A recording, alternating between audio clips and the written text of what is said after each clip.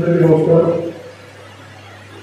ఈరోజు ఒక మంచి కార్యక్రమం తీసుకొని క్షేత్ర ఫౌండేషన్ ద్వారా మెడికల్ అధికారులు ప్రపంచవ్యాప్తంగా చేస్తున్నటువంటి విషయాన్ని కూడా అందరూ కూడా నిర్వహించవలసిన విషయం. ఒక తెలుగు రాష్ట్రంలో పుట్టి భారతదేశానికి అదేవిధంగా అమెరికాలో యూరప్ కంట్రీస్లో కూడా సేవా కార్యక్రమాలు అందిస్తూ ఆహ్వానించిన పేదవాళ్ళ కోసం కట్టుబట్టుకునేది మెడికల్ రంగాన్ని ఈరోజు మనం చాలా ఆనందం.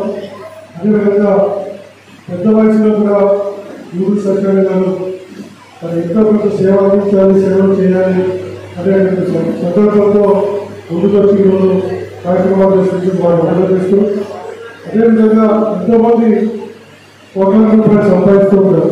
కానీ ఒక పేదవాడికి సహాయం చేయాలనేటువంటి మనసులో వాళ్ళు చాలా తక్కువ మంది ఉంటారు. అటువంటి వాళ్ళలో మన మెడికల్ రంగారు కానీ గురు సచివాలయం కానీ ఇతర ప్రజలు కానీ ఎంతో కొంత వారిని వీలైనంత వరకు పేదలకు సహాయం చేయాలన్న ఒక ముఖ్య ఉద్దేశంతో ఈ కార్యక్రమాలు చేయడం చాలా గర్వకారణం.